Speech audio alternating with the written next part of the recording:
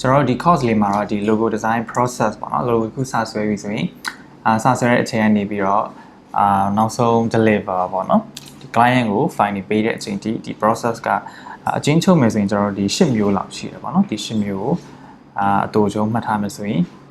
နောက်ဆုံး brief ပေါ့နော်ဒါ client brief လို့ခေါ်တယ်ကျွန်တော် creative brief လို့ခေါ်တယ်နောက် research လုပ်တယ်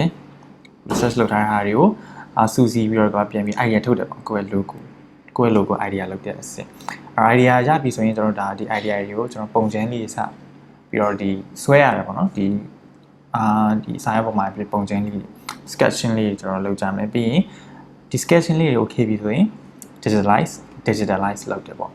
digitalize လုပ်တယ်ဆိုတာခုနက AI ပေါ်တင်ဆွဲလိုက်တဲ့ဟာမျိုးအဲ့ဒီအချိန်တိုင်းအကြောင်းလေးပိုင်းစဉ်းစားရတယ်နောက်တစ်ခုက present ကကြတော့ဒီ client ကိုပြရတဲ့အချိန်ပေါ့နော် create logo client ပြတယ် client feedback တွေကိုပြန်စုတယ်ပြန်ပြင်တယ်ပြီးရင် finalize ဖြစ်သွားပြီဆိုရင်ကျွန်တော် deliver လုပ်တယ်ပေါ့နော်ဒီကောင်လေးတွေအကျယ်လေးကျွန်တော်ကြည့်အောင်အဲ့တော့ creative brief ပေါ့ဘာလို့ဆိုအနေနဲ့ brief တောင်းတယ်ကျွန်တော် creative brief လို့လည်းခေါ်တယ်ခါကျရင် client brief လို့လည်းခေါ် client ကပေးတဲ့ဒီ brief လေးပေါ့အဲ့တော့ဒီမှာဆိုရင်ကျွန်တော်ဒီလုံးဝ5ချက်ကိုတွေ့ရမယ် company motto mission goals product audience ပေါ့အဲ့ motto ဆိုတာကျွန်တော်slogan လို့လည်းပြောလို့ရတယ်ဒီ company ရဲ့ slogan တခုခုရှိမလားနော်အဲ့ဒါရဲ့ဆောင်ပုဒ်လိုမျိုးပေါ့နော်ဆောင်ပုဒ်တခုခုရှိမလားဥပမာ MPT ဆိုရင်ရှေ့တော့လမ်းကြီးမြန်မာပြည်အဲ့ဒါရဲ့ motto လို့ဒါပြောလို့ရတယ်အဲ့တော့ရှေ့တော့လမ်းကြီးမြန်မာပြည်လို့ပြောလိုက်တဲ့အတွက်ကျွန်တော်အရှိဆိုရဲဒီရှေ့တော့လမ်းကြီးနေဆိုရဲဒီ concept လေးရလာတယ်အဲ့ဒီ concept ကိုအခြေခံပြီးတော့ logo ထဲမှာထည့်ပြီးစဉ်းစားလို့ရတယ်ပေါ့နော်အဲ့ဒီတော့ကျွန်တော်ကဒီ brief မှာဒီကောင်လေးကိုတောင်းတာနောက်တစ်ခု mission ပေါ့ဒီ mission ကဘာလဲဒီ company ရဲ့ mission ကဘာလဲဥပမာမြန်မာနိုင်ငံလုံးကိုကျွန်တော်ကိုယ့်ရဲ့ဖြန့်ချက်ခြင်းတယ်ဟုတ်ပြီအဲ့တော့သူ့ mission မြန်မာနိုင်ငံလုံးလို့ဖြစ်တဲ့အတွက်ကျွန်တော်မြန်မာဆိုတဲ့စကားလုံးလေးပါလာပြီအဲ့တော့ကိုယ့်ရဲ့ logo ထဲမှာလည်းမြန်မာကိုထည့်ပြီးတော့စဉ်းစားလို့ရသွားပြီအဲ့တော့ goals ပေါ့အဲ့ဒါ mission နဲ့ goals နဲ့နည်းနည်းတော့တူနိုင်တယ်ဒါပေမဲ့ကွဲပြားမျိုးရှိတယ်ပေါ့နော်အဲ့တော့ဒါပေမဲ့ဒီမှာဆိုရင် optional အနေနဲ့တော့ကျွန်တော်ဒီမှာဒီအကုန်လုံးမေးစရာတော့မလိုပေါ့နော်ဒီ company တိုင်းလည်းဒါအကုန်လုံးရှိချင်မှရှိမယ်ကျွန်တော်အရင် small ဖြစ်တဲ့ business လေးဆိုရင်ဒါမျိုးတွေအစုံမရနိုင်အောင်ဒါပေမဲ့မရနိုင်ဘူးဆိုပေမဲ့ရှိတော့ကျွန်တော်မေးရမယ်အဓိကမေးရမယ်ဆိုတာဒီနှစ်ခုပေါ့နော်ဒီ၄ခုလုံးကျွန်တော်မမေးနိုင်ဘူးဆိုမှဒီနှစ်ခုလောက်ကိုကျွန်တော်မေးရမယ်အဲ့ကျွန်တော်ဆက်ကြအောင် goals မြန် product ဆိုတာအမြင်နဲ့ဒီပစ္စည်းပဲဖြစ်ချင်မှာဖြစ်မှာเนาะဒီ company ရဲ့ပစ္စည်းပဲဖြစ်ချင်မှာဖြစ်မှာအောက်မှာ delivery ပို့တဲ့ company ဆိုရင်သူ့ရဲ့ product ကproduct ဆိုရင် account တွေတော့ရှိမှာမဟုတ်ဘူးသူ့ရဲ့ product က service ဖြစ်တာပါမြန်မာ service ဖြစ်တာသူ့ရဲ့ service ကdeliver ပို့တယ်ပေါ့ပစ္စည်းပို့တဲ့ service ကိုကျွန်တော်လုပ်กันတယ်အဲ့ company ရဲ့ product ဒါမှမဟုတ် service ကဘာလဲကိုကျွန်တော်နားလည်အောင်မေးရမယ်ဒါမသိရင်တော့ဘယ်လိုမှ logo ဆွဲလို့မရဘူးเนาะဒါတော့သိအောင်လုပ်ရမယ်ပြီးရင် company ရဲ့ audience သူ့ရဲ့ fan ပါသူရောင်းမဲ့ customer ဒီ customer တွေကဘယ်လိုလူမျိုးတွေလဲဆင်းရဲတဲ့သူလားချမ်းသာတဲ့သူလားပြီးရင် luxury အသင်းစားလားကလေးတွေရောင်းမှာလားလူကြီးတွေရောင်းမှာလူလက်ပိုင်ရောင်းမှာအဲ့လိုမျိုးပေါ့နော်အဲ့ကလေးတွေရောင်းမယ်ဆိုရင်ကလေးတွေကြိုက်တဲ့ color လေးတွေเนาะပုံလေးတွေတုံးတင်နေအဲ့လိုမျိုး brief မှာပေါ့နော် brief မှာကျွန်တော်ဒီခုနပြောတဲ့အချက်လက်တွေအကုန်ရသွားပြီဆိုရင် logo တခုစပြီးတော့စဉ်းစားလို့ရပါမယ်ဒါပေမဲ့စဉ်းစားလို့ရတယ်ဆိုပေမဲ့ဒီ brief တွေရသွားပြီဆိုရင်နောက်တစ်ခုကျွန်တော် research stage ကိုဒါရောက်လာပြီပေါ့နော်research stage လို့ခေါ်ရရတယ် understand the industry ခုနလိုမျိုးပဲကိုယ့် product တခုသူ့ရဲ့ service တခုတည်သွားပြီအဲ့တော့သူ့ရဲ့ industry မှာပေါ့နော်ဒီ company ရဲ့ industry သူ့ရဲ့ level ထဲမှာလက်ရှိနေတဲ့တခြား rival company ပေါ့နော် competitor တွေရှိမယ် competitor ပြိုင်ဘက် company တွေရှိမယ်အဲ့တော့သူပြိုင်ဘက် company တွေကိုလိုက်ပြီးတော့လေ့လာရတဲ့အချိန်ပေါ့ဥပမာကိုကကား company တခုဆိုရင်ဈေးကွက်ထဲမှာရှိနေပြီဒါကား company တွေရဲ့ logo တွေကိုကိုက research လုပ်ကြည့်ရမယ်နော် fashion ဆိုရင် fashion တွေရဲ့ icon တွေ logo တွေကျွန်တော် research လုပ်ရမယ်လိုက်ကြည့်ရမယ်အဲ့ကြည့်ရဆိုတာသူတို့နဲ့ပုံစံတူချင်းလည်းကြည့်ရမှာဟုတ်နော်အဲ့ဒါသတိထားမယ် logo research လုပ်တယ်ဆိုတာကိုဘယ်လိုကူးလိုက်မလဲဆိုပြီးတော့လိုက်ရှာတာမဟုတ်ဘူး industry ထဲမှာဒီဟာတွေဟိုဘာရှိနေလဲပေါ့နော် industry ထဲမှာတခြား competitor တွေကဘာတွေလုပ်နေလဲဘယ်လို logo တွေလဲဘယ်လို color တွေတုံးထားလဲအဲ့ဒီဟာ research လုပ်မယ်အဲ့တော့ဥပမာပေါ့နော်ဥပမာကျွန်တော်တို့ဒီ fashion company ထဲမှာပဲထားပါ fashion company ထဲမှာဆိုရင်အပန်းရောင်တွေအရင်များနေပဲထားပါတော့အပန်းရောင်တွေအရင်များနေဆိုရင်ကို logo တို့ထက်ကွဲပြားသွားအောင် stand out ဖြစ်အောင်ပေါ့နော်ပြိုင်ဘက်တွေ stand out ဖြစ်အောင် လိုအကြောင်းအပန်းကိုလည်းကောင်းတဲ့အကြောင်းဘယ်လိုထားမလဲအဲ့လိုမျိုးကျွန်တော်စဉ်းစားပေးရမှာပေါ့အခါကျရင်လည်းstand out ဖြစ်အောင်ဆိုပြီးတော့လည်းအရင်ကွဲပြောင်းသွားလို့မရဘူးဥပမာကျွန်တော်တို့ဒီ nature နဲ့ပတ်သက်တဲ့အရာတွေပါလို့ဆိုရင်nature နဲ့ပတ်သက်တဲ့အကြောင်းတွေပဲသုံးတင်တယ်ပေါ့နော်အဲ့တော့ဒီတစ်ခုကိုတော့သတိထားမယ်ဒီနေရာမှာ research လုပ်တယ်ဆိုတာဒီကိုယ့်ရဲ့ပြိုင်ဘက် company တွေကဘယ်လို color တွေဘယ်လို font တွေသုံးနေဘယ်လိုအခြေအနေရှိကြလဲဆိုတာ research လုပ်တာပြီးရင်သူတို့တက်ပိုကောင်းအောင်သူတို့ရဲ့အားတောင်ကိုယ့်ရဲ့ logo မှာဘယ်လိုမျိုးထည့်ဆွဲရမလဲဆိုတဲ့ဟာလေးသိအောင်လို့ research လုပ်တဲ့အဆင့်ပေါ့နော်research လုပ်ပြီး data တွေရလာပြီဆိုရင်ကျွန်တော်ဒီလိုမျိုးလေး ideation ပေါ့ idea လုပ်စုလိုက်တာဒီကောင်လေးဆိုရင်ကျွန်တော် mood board လို့ခေါ်တယ်ဒီ brand ရဲ့feeling ပေါ့ဒီ brand မှာပါတဲ့ feeling ဒီ mood board လေးကျွန်တော်ကြည့်မှစင်မသိနိုင်နဲ့ဒါ batch လေးပေါ့နော်နည်းနည်း classic ဖြစ်တဲ့ batch လေးတွေ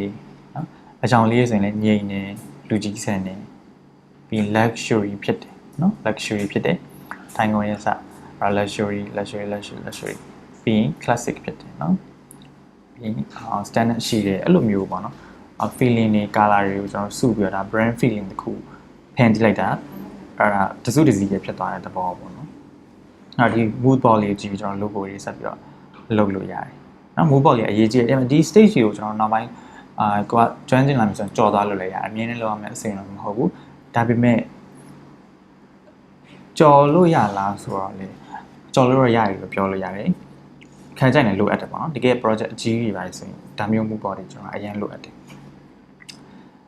အဲ့တော့ mood board feeling တွေပါတိပြီးကျွန်တော်ချပြီးတော့ sketch စဆွဲပါနော်ခုနကလိုမျိုးဘာလုပ်ရမလဲဆိုတော့နည်းနည်းတိသွားတဲ့အချိန်မှာ logo design ကိုစပြီးတော့စဉ်းစားရပါတော့ logo design စဉ်းစားတဲ့အချိန်မှာကျွန်တော်တန်းပြီးတော့ဒီ AI ပုံ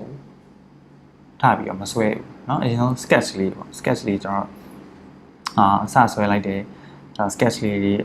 logo option ပေါ့ကို idea ရတဲ့လောက် option တွေအများကြီးကိုကျွန်တော်ဆွဲလိုက်တယ်အဲ့ option တွေအများကြီးရတယ်ဆိုပေမဲ့ကျွန်တော်က option တွေအကုန်လုံးပြကြမလို့ပါเนาะအဲ့ logo design မှာဆိုရင်လည်းဒီ agency ဒါမှမဟုတ်ကိုယ့်ရဲ့ freelance contract မှာပါမျိုးပဲဖြစ်ပေါ့ option 3မျိုးပြရစဉ်3မျိုး2မျိုး2မျိုးအဲ့ဒီထဲမှာအကောင်းဆုံးပေါ့နော် alike ဖတ်ဆုံးကျွန်တော်ဒီ option အသင့်တော်ဆုံး option ကိုရွေးထုတ်ပြီးတော့ကျွန်တော် digitalize လုပ်နော်ဒီ sketch ထဲမှာအဆင်ပြေဆုံးအသင့်တော်ဆုံးဟာကိုကျွန်တော်ရွေးထုတ်လိုက်တယ်ပြီးလို့ရှိရင် digitalize လုပ်လိုက်တယ်ပေါ့နော်အခုန sketch ကိုကျွန်တော်ဒီ AI မှာဒီလိုမျိုးဆွဲလိုက်တယ်ဒါ real တကယ် logo အစစ်မှန်ပေါ်လာတယ်ပေါ့နော် okay logo ပေါ်လာပြီဆိုရင်ဒီတိုင်း logo ကြီးကိုပြရတယ်ဆိုလို့ရှိရင်ကျွန်တော် refine လုပ်တယ်လို့ခေါ်တယ်ပေါ့နော် refine လုပ်တဲ့အဆင့်ရောက်လာပြီlogo ပေါ်လာပြီဆိုကိုယ့်ရဲ့ logo ကတကယ် real life မှာဘယ်လိုမျိုးရှိနိုင်လဲဆိုတော့ကျွန်တော်ပြတယ်ねအဲ့တော့သူနဲ့ဆိုင်တဲ့ marketing material လေးသုံးတယ်ねဥပမာပေါ့နော်fashion brand တစ်ခုဆိုရင်တစ်ခုစဉ်းစားမှရှိတာနော် fashion brand တစ်ခုဆိုရင်ကျွန်တော် fashion brand logo ကြီးကိုရေဘူးပေါ်သွားပြီးတော့ကပ်ပြလို့မရဘူးเนาะဒီလိုမျိုး refine လုပ်တဲ့အချိန်မှာမဆိုင်ဘူးလေသူက fashion လုပ်တယ်အဲ့တော့ရေဘူးပေါ်သွားကပ်ပြတော့feeling ကလည်းလွဲတယ် product ကလည်းသူကရေဘူးထုတ်မှာမဟုတ်အဲ့တော့ဘယ်လိုမျိုးလုပ်တင်လဲဆိုရင် fashion brand ဆိုရင် fashion brand နဲ့ဆိုင်တဲ့ marketing material ကိုလိမ့်လာလိုက်ဥပမာဆိုရင်ကျွန်တော်ဒီ packaging အင်ဂျီဘူးတွေရှိမယ်လက်ဆွဲအိတ်တွေရှိမယ်ပေါ့နော်လက်ဆွဲအိတ်တွေမှာဆိုရင်ကျွန်တော်ဒီ logo လေးကိုကပ်ပြလိုက်တယ်အဲ့တော့ client ကဘယ်လိုဖြစ်လဲဆိုရင်တကယ်အပြင်မှာသူတို့ logo ကဒီလိုမျိုးရှိပါလားဆိုတာပိုပြီးမြင်အောင်သွားတာပေါ့နော်ခုနလည်းမြင်ပြရတဲ့ဆောက်လို့ရှိရင်အဲ့တော့ဒီလိုမျိုးအစ်စ်မှာကျွန်တော်နည်းနည်းအရေးကြီးခုနလိုရေဘူးရေတန်းထိုးတဲ့ company ဆိုရင်ရေဘူးမှာကပ်ပြလို့ရတယ်ပေါ့နော်ဒါမျိုးဒီနေရာမှာ refine display အစ်စ်မှာဒါလေးလုပ်ပြရအောင်ပြီးတော့လို့ရှိရင်တော့ကျွန်တော် client ကိုပြလိုက်တယ်ပေါ့နော် client ကိုကျွန်တော်ပေးလိုက်တယ် client ပေးပြီးလို့ရှိရင်တော့အမြဲတမ်းကိုယ့်ရဲ့ design ကိုကြိုက်နေတယ်လို့မမျှော်လင့်ပါအဲ့တော့ပြပြီးတော့လို့ရှိရင်နောက်2ရက်3ရက်ခါကျရင်တစ်ပတ်ကြာရင်လည်းကြာမှာပေါ့နော်အဲ့ဒီခါကျရင်တော့ပြန်ရောက်လာမယ်အဲ့တော့စိတ်တော့မပူပါနဲ့ဘာလို့လဲဆိုတော့သူတို့ရဲ့တင်ငယ်ချင်းတွေပြရင်ပြမယ်လောဘောကိုင်မဲ့လေးကိုပြရင်ပြမယ်သူတို့ရဲ့ opinion လေးကိုသူတို့ရဲ့ဒီအကြံဉာဏ်တောင်းတာမျိုးပေါ့နော်ဒါလေးအဆင်ပြေလားပါညာမေးရမျိုးရှိပြီးရင်ကိုယ်စီပြန်လာတဲ့ခါကျရင်ကိုယ်ကပြင်တော့ပေါ့နော်အခါကျရင် font လေးချိန်ပေးပါအောင်ဟွာလေးရွှေ့မယ်ဒီဟာလေးရွှေ့မယ်အကြောင်းလေးချိန်မယ်အမျိုးမျိုးလာနိုင်တယ်ပေါ့နော်အဲ့တော့ဒီဟာလေးတွေကပြန်ပြီးတော့ပြင်မယ်တခါကျရင် तू ပြောတော့ client ပြောတဲ့အတိုင်းကိုလည်းလိုက်ပြီးတော့ပြင်ကြတော့မလိုဘူးဆိုတာဒီလိုမျိုးပေါ့နော်ဒါလေးကတော့ဒီလိုရှိရဲဒီလိုမျိုးပြင်ဒီလိုမျိုးဒီ ဒီ feeling ပြတ်သွားတာမျိုး logo design ပြတ်သွားတာမျိုးဖြစ်နိုင်တယ်ဆိုတော့ပြန်ရှင်းပြရမှာပေါ့နော်အခါကျရင် client ကလက်ခံလားလက်ခံနေဆိုလား okay ပေါ့လက်ခံမှုဆိုရင်လည်းလုပ်ပေးလိုက်ရမှာပေါ့နော်အဓိကတော့ client ပျော်ဖို့ဆိုတာကိုမမေ့ရပါဘူးเนาะ designer တယောက်အနေနဲ့ဆို client ပျော်ဖို့မှာက freelance designer တယောက်လုပ်တယ်ဆိုရင်ဒီ freelance လုပ်တယ်ဆိုရင်client ကကိုယ်ကိုမကြည့်ဘူးဒီကောင်ကြီးကငါပြောတယ်မလုပ်ပြီးဘူး customer ကလန်လုပ်တယ်ပါညာဆိုရင်အဆင်ပြေနောက်ကိုယ်မှာအတော့ဖြစ်သွားမှာเนาะအဲ့တော့ဒီလိုမျိုးအနှိမ့်နိုင်လေးနဲ့တော့လုပ်သွားရမယ်နောက်ဆုံးကိုကပြင်ပြီးသွားပြီးပါညာအဆင်ပြေသွားပြီဆိုရင်တော့ finalize ဖြစ်သွားပြီဆိုရင်တော့ကျွန်တော် client ကို file ပေးတဲ့အဆင့်ပေါ့အဲ့တော့ file ပေးတဲ့အဆင့်မှာတခုတော့တတိထားမယ်ကျွန်တော်ဘယ်လို file ပါတင်လဲဆိုရင်အနည်းဆုံးတော့ကျွန်တော်ဒီပေါ်3ခုပါတင်တယ်ပေါ့နော်ဒီပေါ်3ခုပါတင်တယ် AI JPEG PNG EPS ဆို PDF တို့ဆိုတာတော့ဒီ AI ပါနေတဲ့အတွက်ဒီကောင်ကတော့တိတ်တော့မလို့ပေါ့နော် AI file မှာကျွန်တော်လုပ်လိုက်လို့ရတယ်print ထုတ်ခြင်းနဲ့ print စာ AI file ပေးလိုက်လို့ရတယ်เนาะအဲ့လိုသဘောပေါ့ပေါ်3ကတော့အဓိကလိုတယ်အဲ့တော့ဘာလို့ AI လိုလဲဆိုရင် future editing ပေါ့အဲ့တော့ကျွန်တော်ဒါဒီဟိုစာပြောင်းတာတို့ဟိုအကြောင်းပြောင်းတာတို့ဖြစ်လာနိုင်တယ်အဲ့ဒီအတွက်ကျွန်တော်က future editing အတွက်လိုအပ်တာပေါ့အဲ့တော့ကျွန်တော်ဥပမာပြရလို့ရှိရင်business card letter ဟာတို့ဆိုရင်ကျွန်တော် AI file လေးပေးတင်တယ်ဘာလို့ AI file ပေးတင်လဲ AI file မှာဒီဟိုပါဒီကတော့လူတယောက်ပဲကျွန်တော်ကဆွဲပြလိုက်တယ်ဒါပေမဲ့တခြားအလုပ်ဖော်ကိုင်ဖိုင်လည်းနာမည်ထည့်ခြင်းတယ်အဲ့ခါကျရင်သူကကိုအမြဲလာပြီးတော့ထည့်ခိုင်းနေကိုလည်းစင်မျိုးသူလည်းစင်မျိုးအဲ့ AI file လေးပေးလိုက်တယ်သူကသူပြင်ပေါ့နော်ဒါမှမဟုတ် print sign လေးပြင်ပေးလိုက်တယ်ဘာလို့တဘောလဲအဲ့ကJPEG ကတော့ဟို viewing တော့ခုနလိုမျိုးဒီ preview ဒီလိုမျိုး preview ပုံနေဆိုရင်ကျွန်တော် JPEG နဲ့ပြီးရနော် JPG ပါ preview.jpg